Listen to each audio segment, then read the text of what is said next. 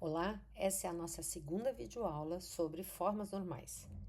E nessas aulas a gente vai especificar o que são dependências funcionais, a base da normalização. Então, qual é o conceito de dependência funcional? A dependência funcional é uma noção semântica, ela é uma grande ferramenta para a gente compreender o significado dos dados e quais são as regras que existem sobre eles. Ela pode ser usada tanto na modelagem conceitual, um conceito que vocês vão aprender lá em projeto de banco de dados, se vocês fizerem essa disciplina, né, onde o modelo mais conhecido é o modelo ER, como na parte relacional, onde ela foi originalmente proposta pelo CODE, ou seja, na modelagem lógica da base de dados.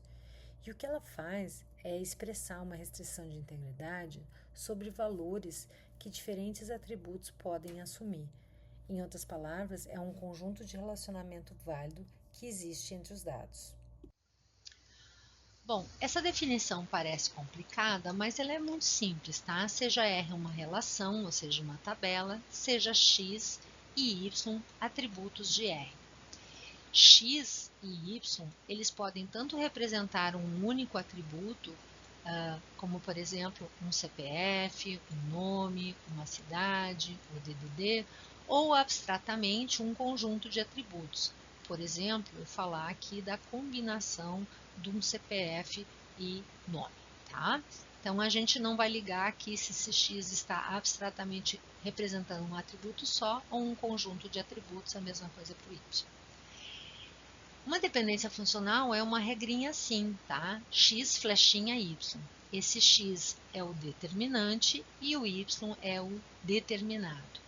E essa relação da flechinha, né, quer dizer que X determina funcionalmente Y.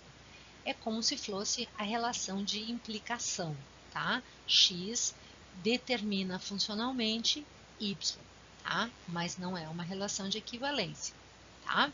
Então, como é que eu leio essa regrinha X flechinha Y? Eu digo que o atributo X, ou o conjunto de atributos representados por X, determina funcionalmente o atributo Y. Se e somente se, sempre que eu tiver duas tuplas quaisquer de R que tiverem o mesmo valor para x, elas também possuem o mesmo valor para os atributos representados em y. Então vamos imaginar que eu tenho uma tabela aqui, empregado, e aqui eu estou vendo três regrinhas, três dependências funcionais. Eu estou dizendo que nessa tabela aqui, que tem dados de empregados, eu tenho que o CPF determina o nome. Então, se eu pudesse armazenar duas tuplas com o mesmo CPF, as duas tinham que ser João da Silva. Se eu tiver o mesmo CPF, ele tem que morar na mesma cidade. Se eu pudesse, mas não posso, vamos lembrar que eu não posso fazer tuplas duplicadas aqui, já que o CPF foi determinado aqui como chave primária. Se eu pudesse dizer CPF mais uma vez, aqui tinha que estar escrito João da Silva, aqui tinha que estar determinado Porto Alegre também. É isso que essas regrinhas dizem. Vamos lembrar que porque CPF foi definida aqui como uma chave primária, né? Eu não posso fazer isso. Mas nem todos os determinantes são chaves. Então, uma outra dependência funcional que existe aqui e que talvez permita vocês entenderem melhor o conceito é cada vez que eu tiver o mesmo valor de cidade, eu tenho que ter aqui o mesmo DDD, tá? Então, cada vez que eu tenho Porto Alegre, eu não posso ter uma Porto Alegre com 0,51 e outra Porto Alegre com 0,21, estaria errado, né? Então, eu sei que quando eu tenho Porto Alegre, se eu tiver mais que uma vez, tem que ser o valor 0,51. Se eu tiver 10 vezes São Paulo, tem que ser sempre 0,11, certo? É, essa relação é como se fosse de implicação. Então, quando eu digo que a cidade implica DDD, né, uma pergunta que eu posso ter é, tá, mas será que existe a dependência funcional que o DDD implica na cidade? Se eu olhar para esses dados e se eu olhar aqui como é que funciona o mundo, né, não. Aqui no Brasil, Em particular, nós podemos ter várias cidades com o mesmo DDD. Então, por exemplo, a cidade de Torres, no Rio Grande do Sul, ela tem o mesmo DDD 051 que Porto Alegre, tá? O que eu estou dizendo é que cada vez que aparece Porto Alegre, tem que aparecer 051. Cada vez que aparecer Torres, tem que aparecer 051, mas não o contrário. Vamos imaginar essa seguinte tabela, tá? Eu tenho aqui os atributos A, B, C e D, e eu tenho 5 tuplas. Aqui, essas tuplas. 5 tuplas que estão colocadas aqui. Quais dependências funcionais a gente poderia identificar imaginando que esses dados são representativos do mundo, dos fatos que a gente quer representar? Por exemplo, será que o atributo A determina o atributo B? É uma pergunta. Como que a gente poderia dizer, confirmar essa pergunta, né? Bom, se cada vez que aparece um dado valor no atributo A, sempre aparece o mesmo valor no atributo B. Nós observamos aqui que o atributo A se repete o valor A1, se repete o valor A2, está colocado aqui. E aí, isso quer dizer que se houvesse essa dependência funcional, nós teríamos então, para o mesmo valor de A, o mesmo valor de B. Mas aqui aparece B1 e aqui aparece B2. Portanto, isso aqui não existe. Nós poderíamos perguntar, talvez, será que o atributo A determina funcionalmente o atributo C? Bom, então, de novo, isso quer dizer que cada vez que aparece o atributo A, deveria aparecer o mesmo valor de atributo C. Ó, aqui deu certo. O mesmo valor de atributo A, aqui aparece o mesmo valor de C. Uma vez o valor, sempre aparece o mesmo valor de C. Notem que não tem nenhum problema desses valores aqui se repetirem entre eles. O que a gente está medindo aqui é que quando existe o mesmo valor de A, acontece o mesmo valor de C. Então, essas duas dependências funcionais, elas existem. Então, vamos continuar o nosso exemplo aqui. A gente já viu que A não determina B, isso aqui não existe. A gente já viu que A determina C, isso aqui existe. Será que A determina D? De novo, a gente tem esse valor A1, mas diferentes valores de D, então isso aqui também não existe. A gente pode continuar. Será que B determina A, B determina C ou B determina D? Bom, a pesquisa é exatamente a mesma. Então, vamos olhar, cada vez que aparece o mesmo valor aqui em B2, deveria aparecer o mesmo valor em A, e não aparece, portanto, isso aqui não é verdade. Cada vez que aparece o mesmo valor em B, deveria aparecer o mesmo valor em C, não é verdade. Cada vez que aparece o mesmo valor em B, aparece o mesmo valor em D, aqui, isso aqui é verdade. Aqui, 2 vezes o valor B3, aqui, isso aqui não é verdade. Poderíamos continuar, então, temos o atributo D, olha só, aparece o mesmo valor. Será que ele determina A? Também não. D, será que ele determina B? Olha só, aparece D1, aparece B1.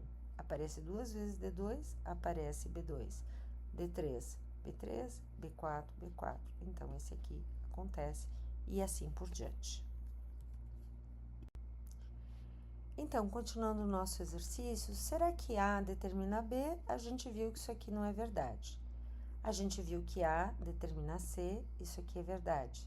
Será que A determina D? Do mesmo jeito, olha só.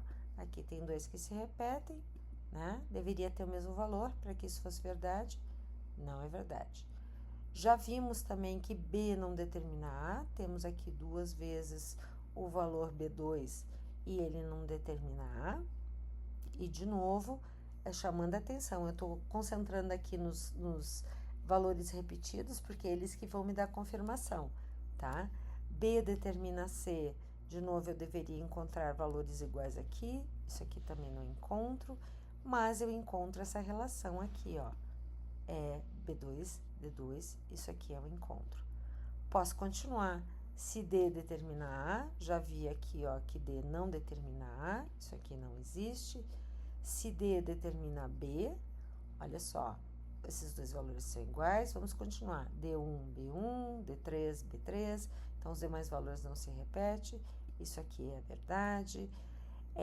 Se D determina C, então vamos de novo aqui, isso aqui não é verdade, porque ali quando aparece D2, aparece C1 e C2, então ele não se repete. E que eu chamo a atenção também é que a gente pode ter, então, os determinantes compostos. Nesse caso, é a combinação dos valores que esses atributos têm. Então, vamos ver a combinação. Aqui não tem nenhuma combinação repetida, né? A gente tem A1 com B1, A1 com B2. Então, todas elas são combinações de valores diferentes. E, portanto, né, cada vez com essas combinações diferentes, baseado nesses dados, né, então a gente tem para cada valor dessa combinação uma coisa diferente. Isso aqui é verdade. Contudo, ó, para a combinação de A1 com C1, né, que se repete duas vezes aqui, eu não tenho o mesmo valor de B. Então, isso aqui não é verdade. E a combinação de A com C, ou seja, A1, C1, uma vez da D1 e outra vez da D2, isso não acontece. É muito importante vocês entenderem que a dependência funcional, ela existe entre atributos. Isso quer dizer que são regras que devem ser respeitadas pelos valores dos atributos. Para quem achou abstrato o que a gente acabou de falar, vamos trocar pela nossa tabela empregado. O que a gente acabou de falar é olhar um pouquinho para os dados e tentar entender a relação semântica entre atributos que são no empregado que estão nessa tabela. Então, as perguntas que a gente está falando é quando eu olho nos dados de qualquer empregado, essas dependências funcionais existem? Então, vamos fazer o mesmo exercício. Quando eu olho para um CPF, vejo um dado CPF, eu posso ter variações de nomes? Se eu tenho um CPF 1, 2, 3, 4, 5, 6, 7, 8, pode ter uma hora um nome e outra hora outro nome? Não pode. Então, o CPF, nesse meu exemplo, ele determina funcionalmente. Quando eu tenho um CPF, neste meu exemplo aqui, né, do João da Silva, ele pode morar em outras cidades? Não, neste meu exemplo aqui, ele não pode, ele só pode morar numa cidade. Da mesma forma, ele só pode ter um DDD, então essas dependências funcionais, elas existem. Continuando o nosso exercício, eu pego esse atributo aqui, o nome, e eu pergunto, se eu souber que o cara se chama João da Silva, eu sei sempre em que cidade ele mora? E quando eu olho para cá, eu vejo que tem dois João da Silva. E uma coisa que eu consigo enxergar é que esse João da Silva aqui, no Brasil nós temos muitos João da Silva, um tem CPF 1 e outros têm CPF 4. O que isso diz no mundo, né? Que não são a mesma pessoa. E, portanto, por não serem a mesma pessoa, por acaso esse aqui mora em Porto Alegre e esse aqui mora em Torres. Tá? Então, a gente pode dizer, né, que esse nome ele não determina a cidade, ele não determina o DDD, na verdade ele não determina nem o CPF, enquanto que o CPF determina o nome. Olhando para esses dados, ok, agora vamos para o próximo exemplo. Cada vez que eu olho Porto Alegre tem que aparecer o mesmo DDD, ou São Paulo teria que aparecer o mesmo DDD, e Torres teria que aparecer o mesmo DDD? Sim, teria. E eu poderia continuar. Cada vez que aparece o mesmo DDD, deveria aparecer o mesmo nome, o mesmo CPF, o mesmo nome de cidade? Não, não deveria. Então, o exercício que a gente acabou de fazer na prática é exatamente isso, olhar para essas relações, né, e ver que dependências funcionais existem entre esses atributos. Então, agora vamos voltar lá para o nosso exemplo do sistema de passaportes, né? E me digam quais são as dependências funcionais que, quando eu olho para esses dados aqui, eu posso inferir, imaginando que eles sejam representativos. Eu peço que vocês parem o vídeo um pouquinho e deem uma pensada. Bom, o que eu olho? que cada vez que eu tenho um determinado passaporte, passaporte 1 aqui, supostamente é a mesma pessoa, portanto, tem que ser o mesmo João, né? E porque o João nunca é um cara fichado.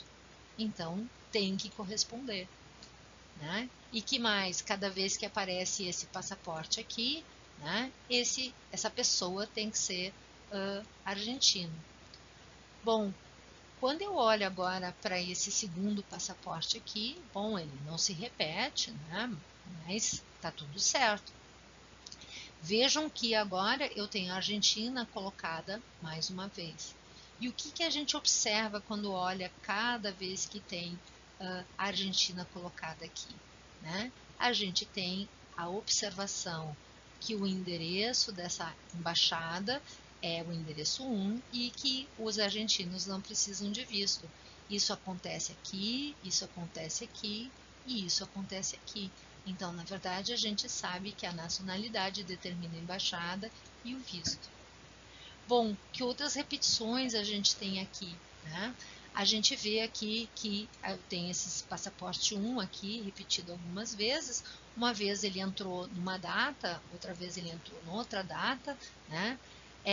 Mas quando eu olho para essa combinação aqui, né, uma das coisas que eu consigo ver é que eu sei qual é o voo, né? Claro que eu também sei, por causa do atributo passaporte, né, sozinho, que ele determina o nome, se o cara já tem ficha, nacionalidade, mas eu preciso da combinação de data com o passaporte para determinar o voo que eu entrei. Existem propriedades de uma dependência funcional, e a primeira delas é se ela é total ou parcial. A total também é chamada de completa. Vamos lembrar que quando eu falei de X aqui, eu posso ter um ou mais atributos que são determinantes. Por exemplo, aqui eu tenho cidade e já nessa eu tenho 2 atributos, cidade e nome. X está representando genericamente cidade e nome, tá? E aqui eu tenho Y do mesmo jeito, né? Aqui está representando só DDD, aqui também só DDD, mas poderia ser DDD e nome, por exemplo, tá? Então, a dependência funcional, ela é total ou completa, representada por esse símbolozinho aqui, ó, que tem uma barrinha em cima. Parece que a gente quer dizer que não determina, mas na verdade essa barra aqui ela é total, né? Então, X determina totalmente Y, e aí a gente só precisa se preocupar quando o X ele tem mais que um atributo. Então, Y não é funcionalmente dependente de nenhum subconjunto dos atributos que compõem X. Por que aqui ela é parcial, né? Se eu tenho cidade e nome determinam um DDD, é verdade, tá? A combinação de João Paulo Silva Porto Alegre determina o DDD, João Silva determina o DDD, isso aqui é sempre verdade, não tem problema. Mas a questão é que se eu já souber somente a cidade, eu já sei o DDD. O nome aqui da pessoa, ele é irrelevante. Então, nesse caso, a dependência funcional, ela até existe, mas ela não é total. A reflexividade e a transitividade são outras propriedades de uma dependência funcional relevante. Então, a reflexibilidade diz o seguinte: imagina que eu tenha atributos x, y, z, que podem ser atributos individuais ou conjunto de atributos. O que é que me diz a reflexividade? Que se y é um subconjunto de x, então x determina sempre y. O que isso significa? Que se meu x for CPF nome, ele determina nome, ele determina CPF e ele determina a si mesmo. Qualquer uma dessas situações, eu tenho um y que é um subconjunto próprio ou não próprio de x, tá? E essa relação, onde o atributo determina ele mesmo, é o que a gente chama de DF trivial, dependência funcional trivial. A transitividade diz o seguinte, que se o x determina y e se o y determina z, então eu posso dizer que o x determina z por transitividade. O que isso quer dizer? Que se o CPF determina a cidade e se a cidade determina o DDD, eu posso dizer que o CPF, por transitividade, determina o DDD também. Ao união e a decomposição são duas outras propriedades que me permitem escrever as regras de uma forma um pouco mais compactas. Então, vamos imaginar de novo que eu tenho os atributos x, y, z, representando abstratamente ou só um atributo ou um conjunto de atributos, tanto faz. Se eu disser que x determina y e que x também determina z, eu posso escrever uma regra um pouco mais complexa dizendo que x determina y e z. Por exemplo, se CPF determina nome e se CPF determina também cidade, um jeito mais curto de dizer exatamente essas mesmas duas regras funcionais é dizer que CPF determina a cidade. E o contrário é válido, né? Se eu disser que CPF determina nome e cidade, eu posso escrever isso aqui de forma detalhada, né? Dizendo que CPF determina só um nome ou que CPF determina só a cidade. Agora que você já sabe o que é uma dependência funcional e as suas propriedades, estamos prontos para falar de formas normais.